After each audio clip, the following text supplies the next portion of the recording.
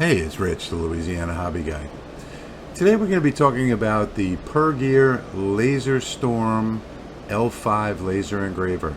It is another budget laser for those people that are on a budget. Very cheap, very efficient, and we're going to talk all about it, demonstrate everything. So stay right there. We're going to get started right now. All right, so let's cover some pictures. The packaging is what you would expect. Very well packaged, good manual. I love the fact that all of the steps are numbered. I'm glad that everybody is starting to do this now because it's really important. This one did come with the roller accessory, and it has two cables to make it adapt to pretty much any diode laser on the market. Nice solid steel roller accessory. Looks real good. Has nice legs that come with it to raise up your laser. Nice little package, nice little roller accessory. I really like the fact that it's adaptable to almost any laser. All right, so this is the only part of the build that I will show you, just because this makes life easy, is installing these timing belts. So to install the timing belts, I have a really hard time installing timing belts. So I'm going to stand this up like that, okay? And then what I'm going to do is I'm going to come around the timing gear without putting this on the actual frame itself. I'm going to come around the timing gear like that.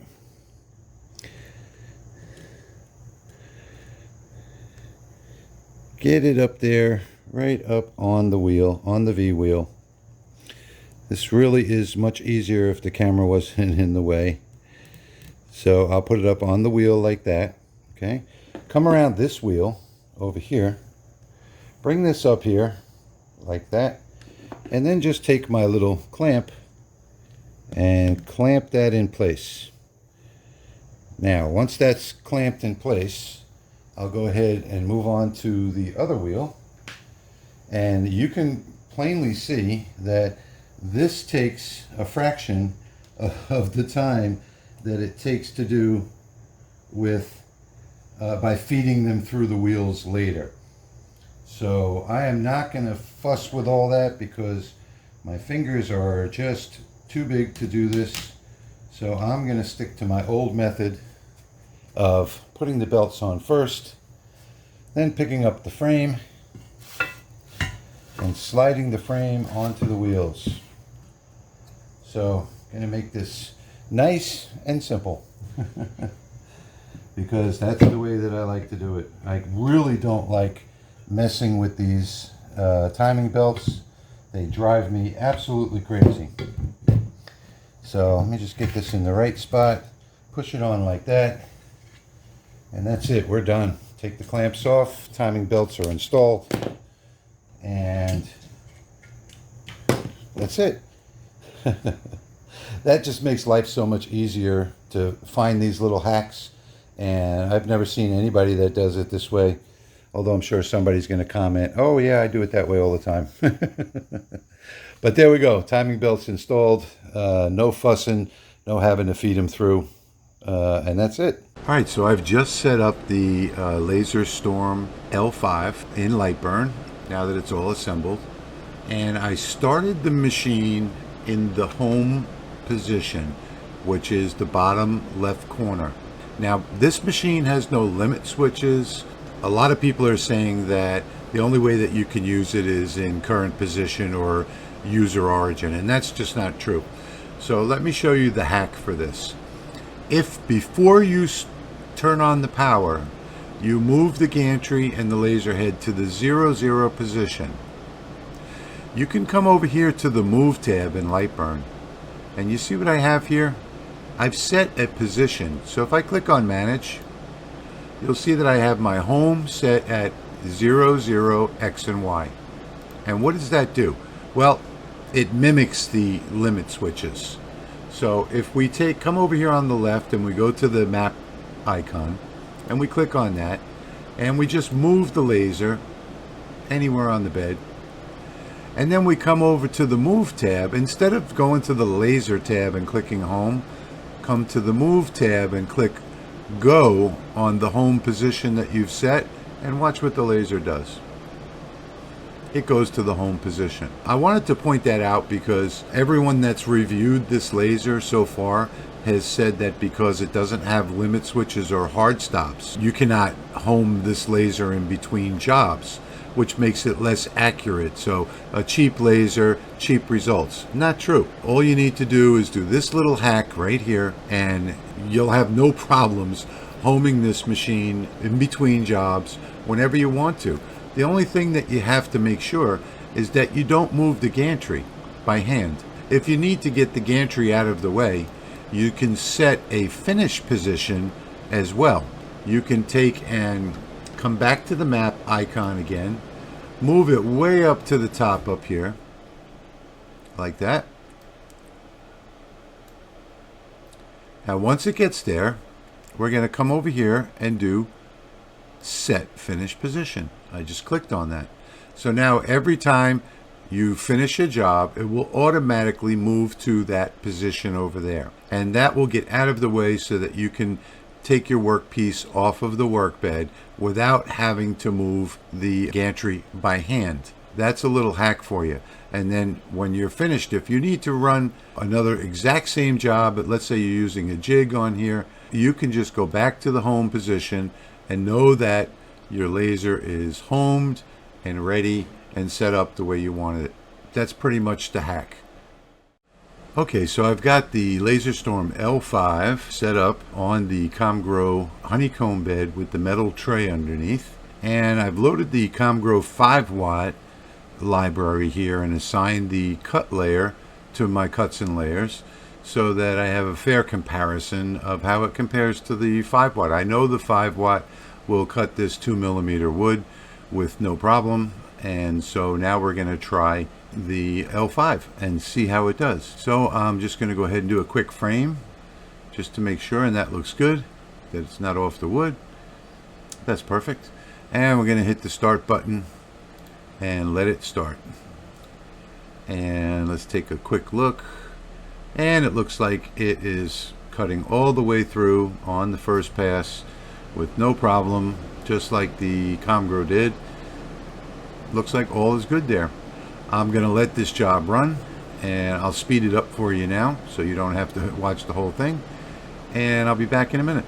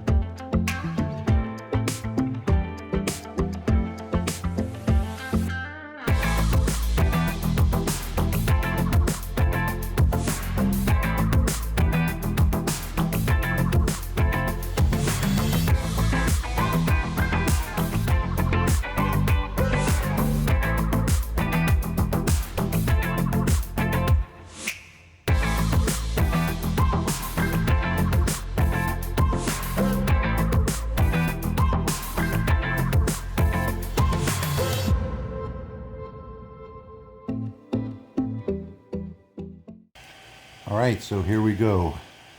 The first test of this Laserstorm. Oh, look at that. Wonderful job. No problem whatsoever.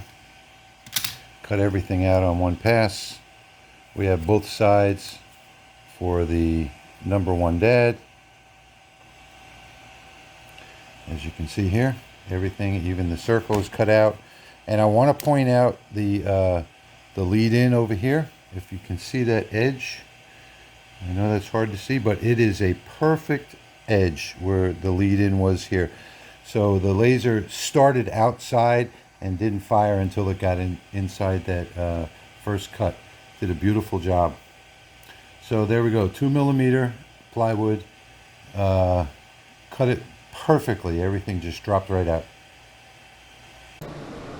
Alright, so this wouldn't be a review video without doing a universal test card on it. And I didn't do the grayscale on this one, but what I did was I changed some of the graphics on here and replaced the grayscale image, and I put in some fine detailed graphics instead.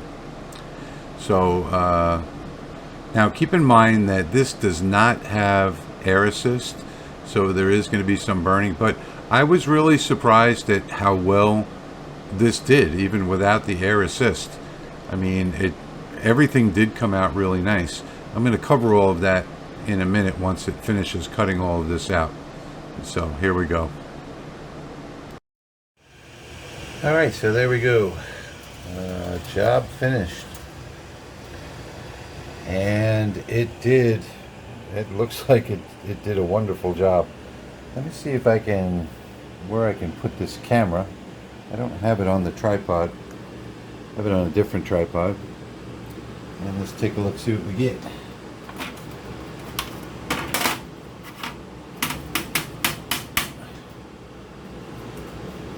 So only two little ones hanging right there. The rest of this all looks good. Let me grab this one out. Wow, really super nice flex joints. Alright, let's see what we got. So you can see that now this is 3mm 3-ply plywood. So this is a little different, and you can see that this is hot. So the 5-watt Laserstorm L5, everything is hot. It even went through on some of this engraving over here. It went all the way through. The details on the engraving are super fine, as you can see.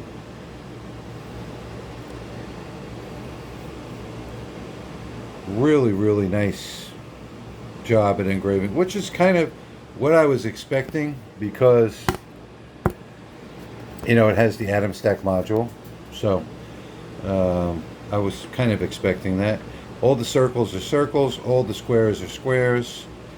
All of the parabolic cuts, they work perfectly, as you can see. Look at how far this one goes. I mean, really nice. Sorry about the focus, it's trying to focus there. But it did a great job on this 3mm plywood, that's for sure. And you can see that it's 3mm ply right there. Yeah, that's really nice stuff here. And you know, for such a budget engraver, and that's why you keep hearing me say, you know, a diode laser is a diode laser. I mean, this just did an outstanding job. It's really the laser module that matters, nothing else. All right, so Pergear did include this roller accessory with it, and as you can see here, you have the roller, and it came with 4 standoff legs, as well as 2 different wiring configurations. Now there are 2 different wiring configurations for the stepper motors, so you have cables that will adapt to either.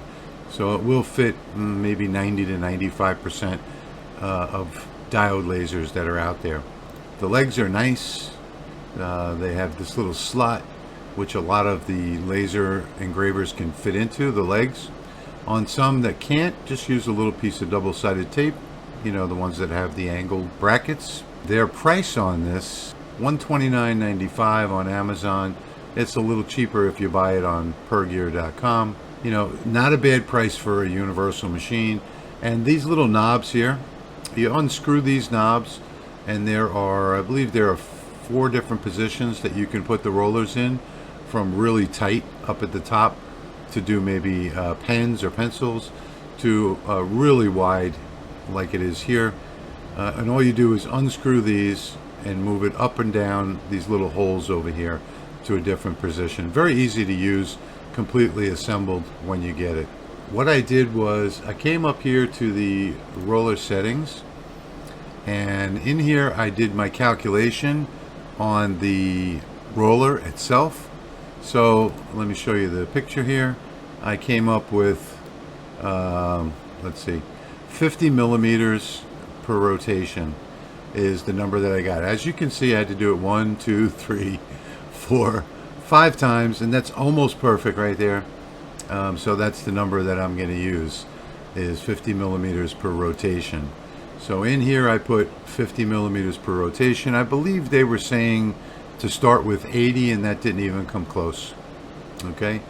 The roller diameter on this is 15.81 millimeters, and the object that I'm using, this is just a calculator down here. This doesn't need to be used at all, but I have a 51 millimeter piece of wood that one of my baseball bats that I turned, or a beginning of a baseball bat, and I cut up a couple little pieces, which gave me 160.221 millimeter circumference.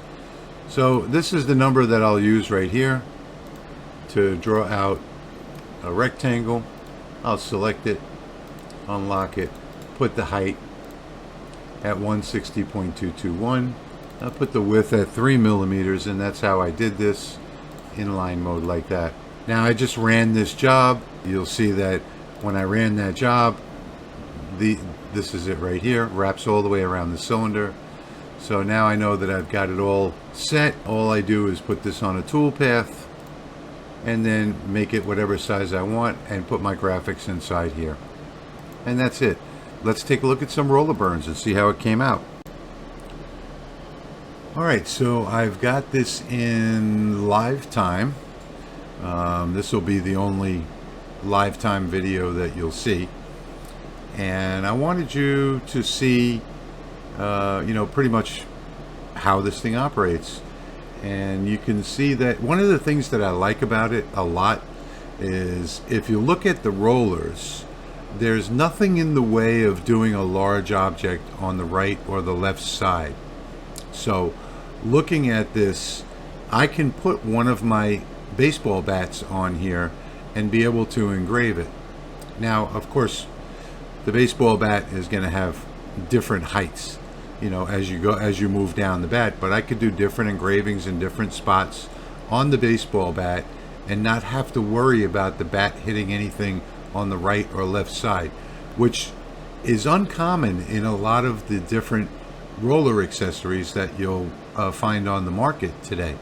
A lot of them have the metal is sticking up higher than the roller, and it gets in the way of the item that you're trying to engrave. Now this is one of my favorite little graphics, Stewie from Family Guy. And on this, now these were 4x4 pieces of hardwood, and I turned them into baseball bat blanks, and they're for children's bats. They're small baseball bats. And this is a section of one of those bats from my supply that I've turned. So this, I want you to understand, also is a hardwood. So this is not a soft wood, and it does just a really great engraving. And one of the things I wanted to mention too was, even though I could not get the eccentric nuts adjusted properly, and I'm not quite sure why that is. I've never ever had that problem before with any other laser. I think it's because the extrusion is a slightly different size. It doesn't seem to be a full 2020, but I could be wrong. I don't know. It could be the wrong size wheels.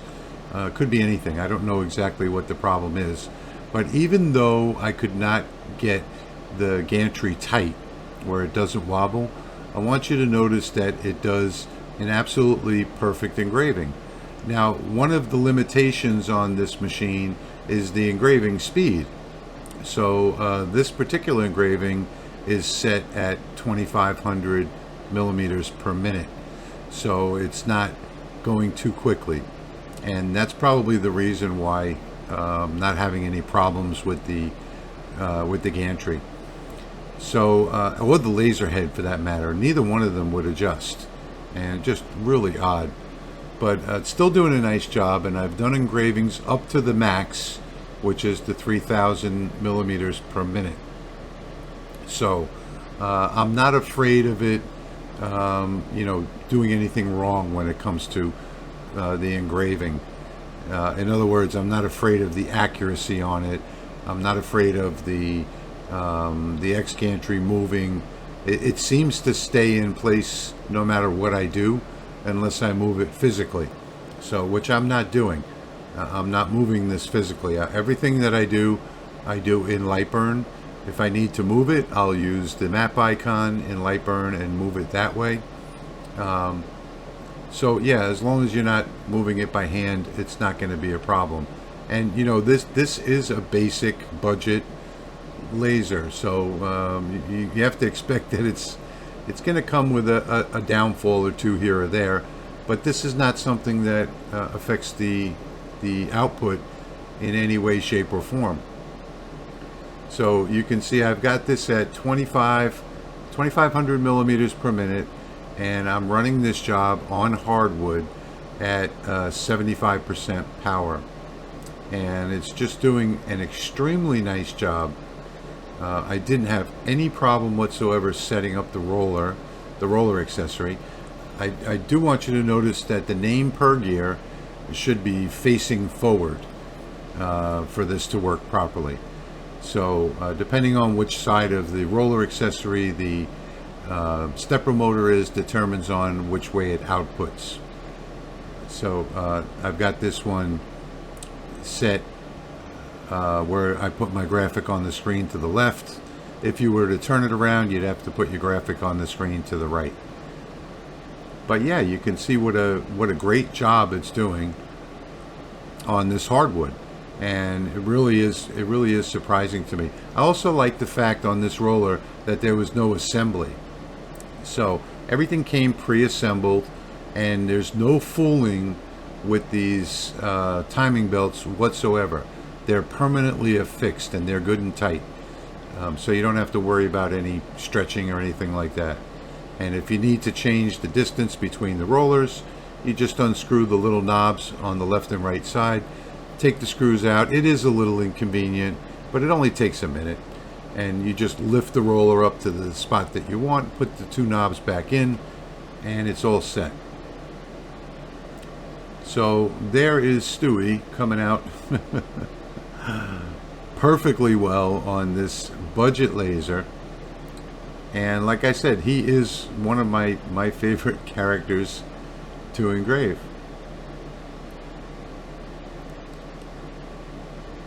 Now, I don't know what else can be said about this, other than it's doing a fine job. And oh, one other thing that I did notice was I did do a longer piece, and I also did a mug, and I did a glass, and one of them was tapered. So when you do a tapered item, you have to lift one side, you know, and lift it up in the air so that the glass is flat. I did notice that the rubber on this is really sticky. And when I did the tapered glass, the glass didn't move like on most roller accessories. You know, on most roller accessories, when you're doing a tapered item, it's going to walk down the rollers. That didn't happen on this. These were good and sticky. So there we go, it's just about finished. Did a beautiful job for the first time. His head is nice and oval. No problems with rounding or anything else. And there is Stewie.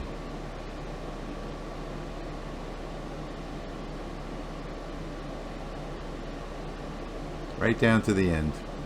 I wanted to do this live time so that you could see, you know, how long this took. And that's a pretty big graphic right there. You know, it was 3 inches from top to bottom. Look how beautiful that came out. All right, so let's quickly do the New Orleans Saints logo on here, and I'm just going to do this in hyperspeed. Here are the results. All right, so here we go, all finished with that one. Again, this is the Pergear Laserstorm L5 5-watt diode. There is the Saints logo. And as you can see, it's round and it's not stretched. You may not be able to tell in the video. but it is round and it is not stretched out. Maybe if I turn it this way, you can see it better that way. So it is a perfect logo. It did a beautiful job on it. This is very deep over here. I did this at 70% power, 2500 speed. It came out really nice, and you know, with the lighting in here, it's kind of hard to see. Maybe you could see that 3D effect right there. You can see how deep that is. That's a deep engraving at just 70%. But yeah, it did a good job. All of the letters are perfectly readable. You know, it's round the way it should be. It doesn't have the effect of skewing like some of the other ones do. And like I said, you can't really see it in the video. But let me see if I can get a tape measure and measure it.